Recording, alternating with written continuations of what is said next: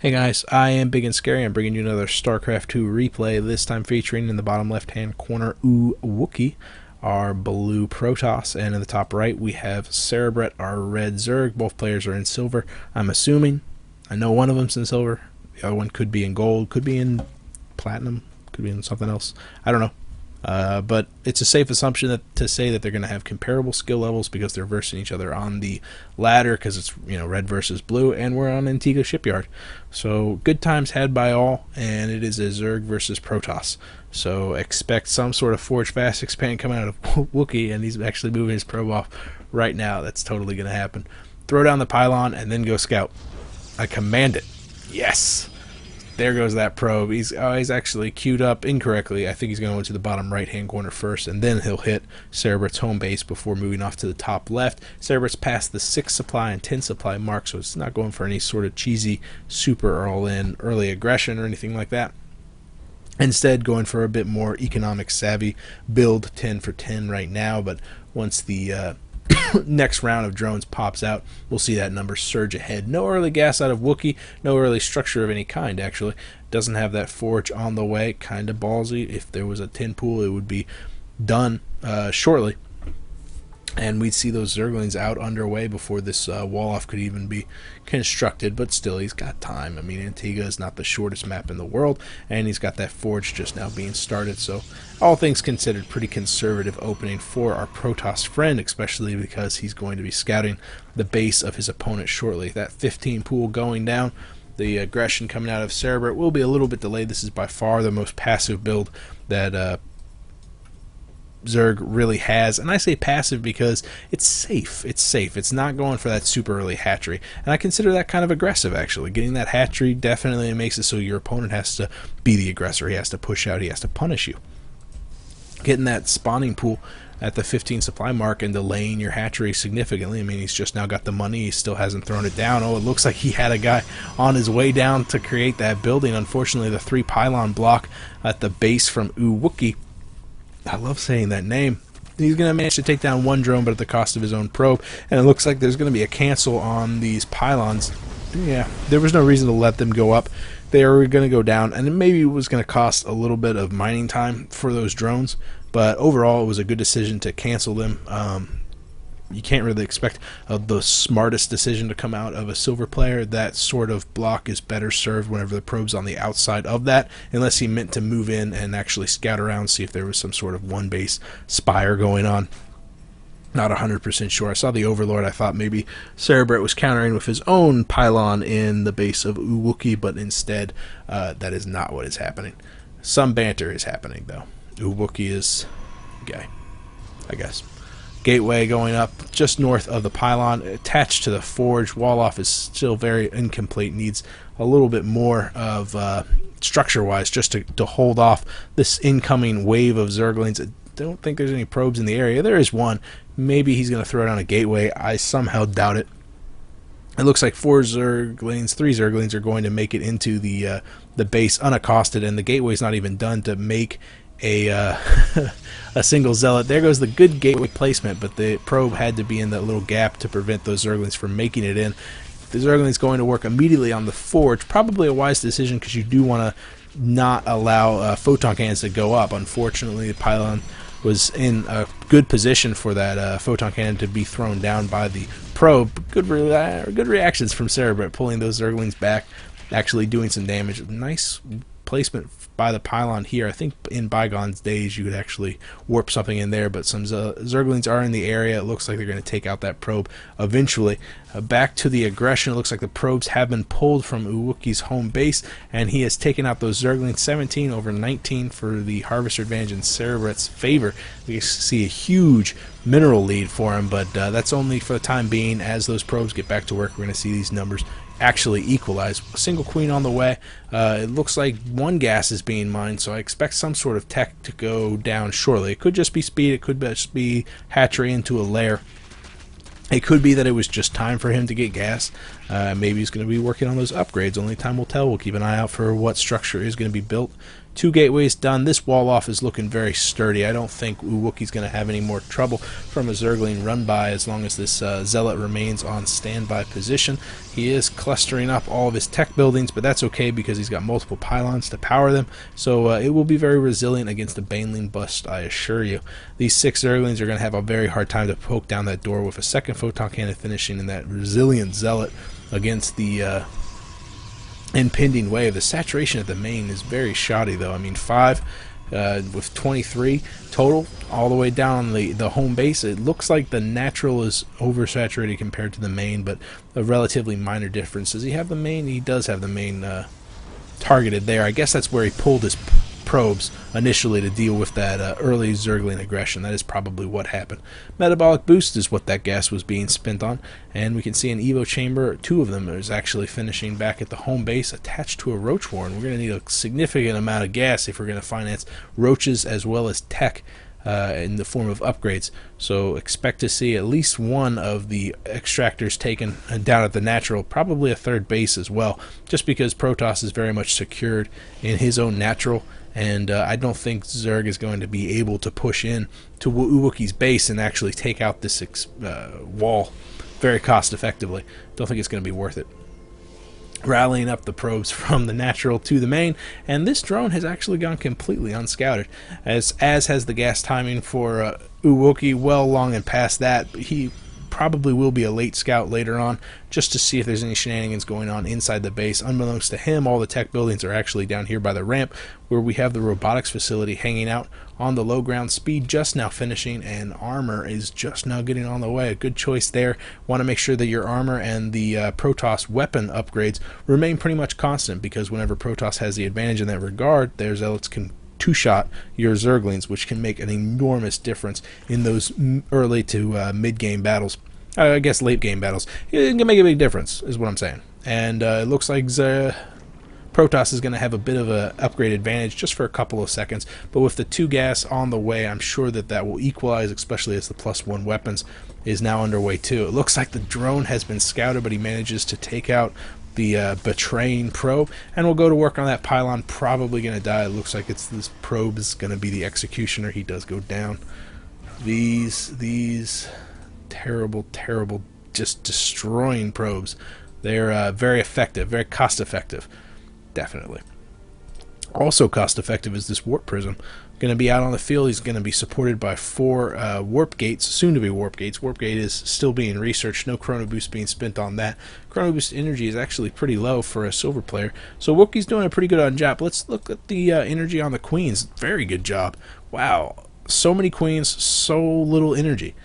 Very good job spending all that energy down. The creep spread is looking very svelte on the minimap, and the 3rd is being taken by Cerebrate. Also, Cerebrate is really powering off of so many different geysers. It looks like he's only got 2 harvesters in this one and completely not mining from the other one, but he's using that gas very cost effectively. He's got an infestor pit on the way. Already layer has been researched, and so he can start mainlining all sorts of upgrades in relatively short order. These Zerglings are well positioned to deal with any aggression unbeknownst to him. Owookie is moving off with 4 sentries inside a warp prism. This is a very powerful attack. If those sentries can get behind a mineral line, they can actually force field the mineral line to the point where those probes or harvesters or drones cannot escape, and they can be very cost effective in that regard. But some nice overlord placement from Cerebrate is going to make it so that this warp prism is going to have a very hard time of slipping through the cracks. In fact, I don't see a crack here at all. You can check out that mini-map how tight it is, and this warp prism is going to do its best, but I believe it's going to be scouted, and the Zerglings unfortunately are going to be on the opposite side of the map, so they won't be able to react very quickly. But remember, we did see how many queens there are. A Spire also on the way. I'm actually surprised to see that these are sentries and not immortals. An immortal drop can be pretty micro intensive, but also very, very effective. Nice placement there by the warp prism, dropping it behind enemy lines, but the sentry exposes itself by hitting the Evo chamber. A warp in of 4 zealots. It looks like those sentries are making a beeline to the ramp. I was going to say that this mineral line placement really doesn't allow for the sentries to be very cost effective at force fielding.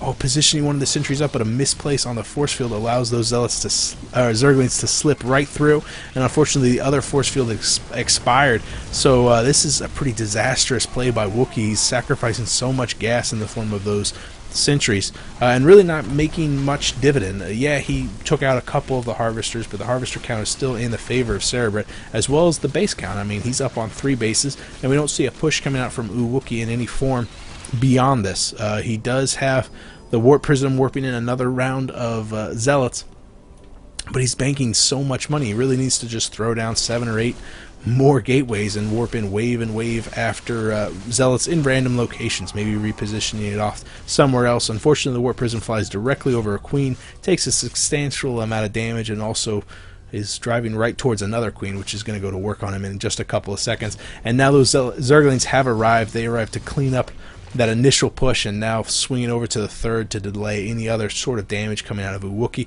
grabbing even more gas. Cerebrate's gas count is going to be absolutely sky high, as that appears to be the limiting factor right now, with only 500 gas and still not mining off of the other extractor there, but that is certainly understandable considering the amount of aggression he's been dealing with.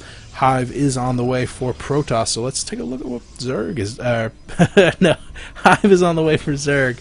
Let's take a look at what Protoss is doing. He's still just on the 4 gate. He needs to up his production value. He needs to get more warp gates out and something else, some sort of higher tech, and it looks like it's going to be a robotics facility, so some Colossus.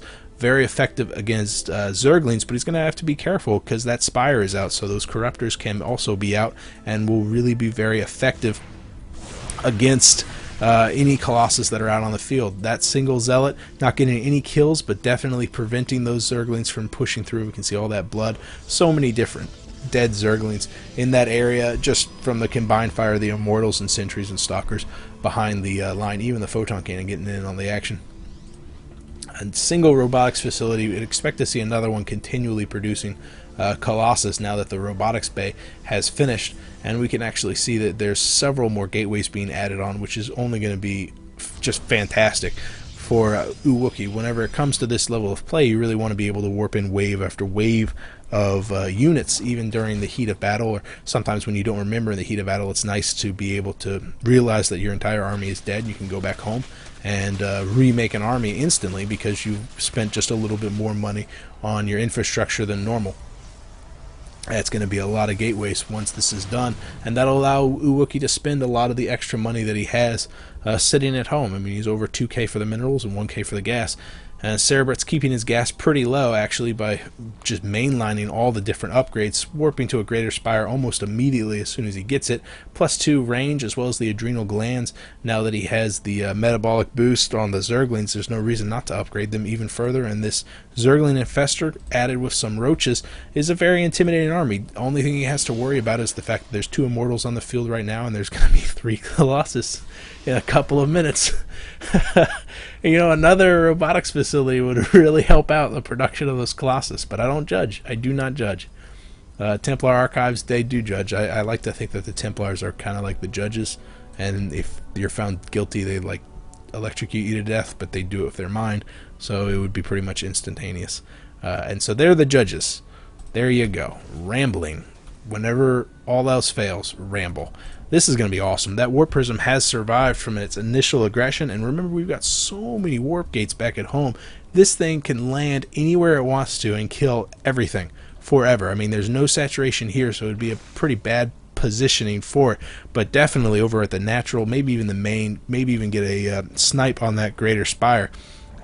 All things considered, Cerebrate really either wants to push out, take another base, maybe even this high yield mineral facility, produce probably 20 more drones. The money spot is about 70 drones whenever you're working your way up to about Broodlore, and you definitely need 3 bases fully mining minerals and gas.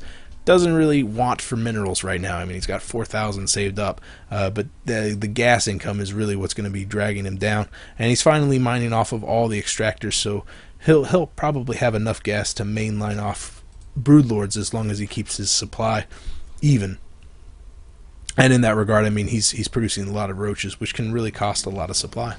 Same time, Owookie is taking advantage of the fact that there's been a bit of a lull in the action, pushing out to take his own third. He's got a significantly intimidating force. I mean, 2 Colossus, a couple of Immortals, a couple of High Templars, and those High Templars do not have the ability to storm.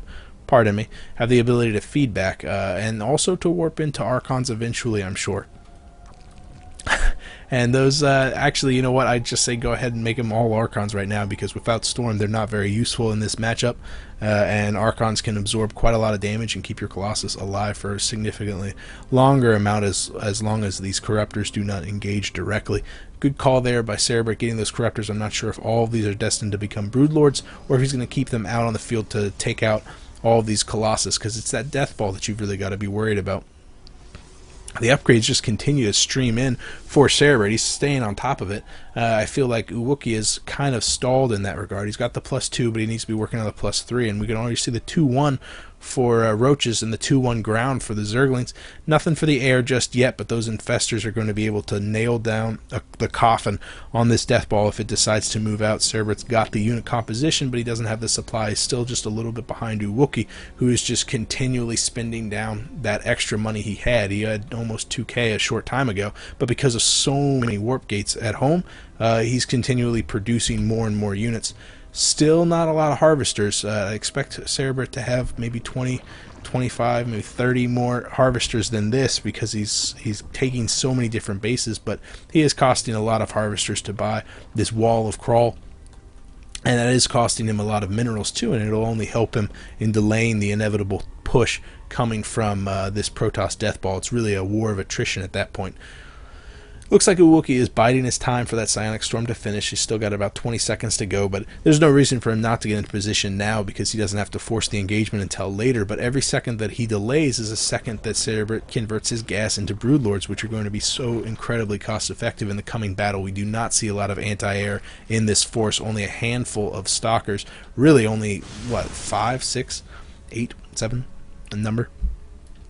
Not a lot at all. So these Broodlords are going to be very cost effective. On the other hand, you've got the AoE of High Templar Storm as well as those Colossus. So the Zerglings and the Roaches are going to melt away very quickly. It's really going to be on for the Infestors to throw out their Infested Terran and do some money fungals on the Zealots to keep them contained, and then the Broodlords to do the actual damage.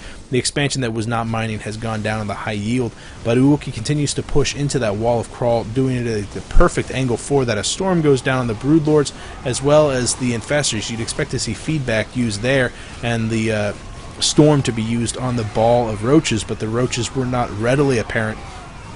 So it looks like the Owookie had thrown down his storms a little bit prematurely and allowed the very weak and delicate Zerglings to rush in once the storms had been expelled, and get a nice surround and crush very, very quickly all of those delicate Roaches.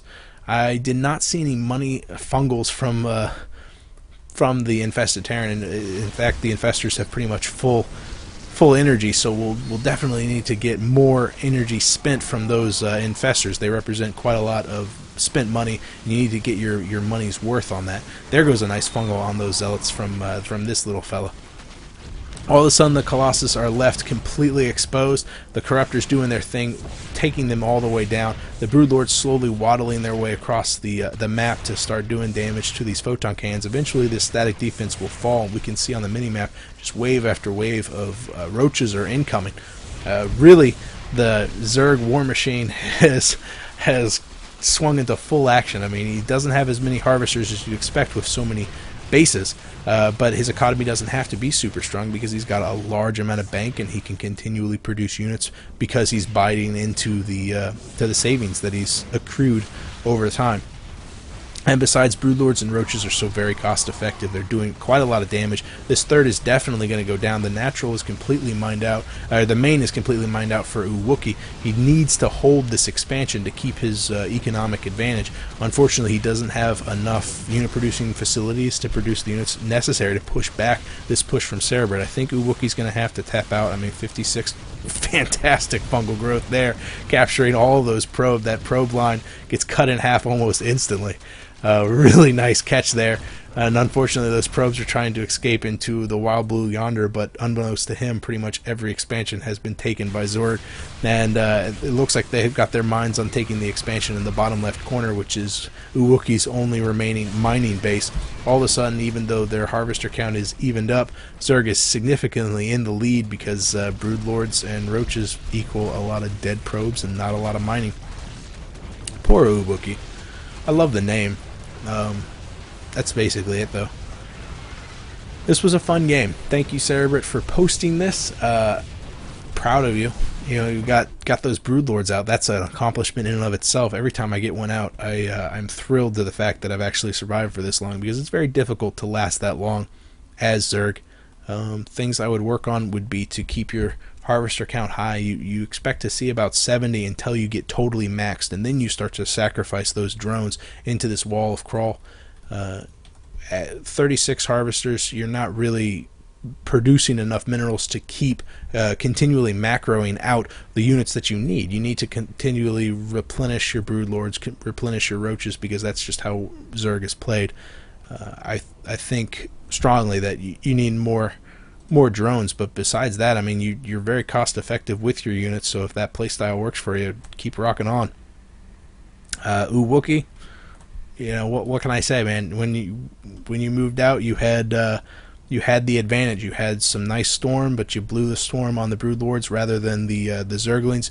You've got to be very careful with your death ball. You can't push in and engage just because you have a numerically superior force at that time. The second you step on that creep, you expose yourself to so many zerglings, so many roaches off here in the wings.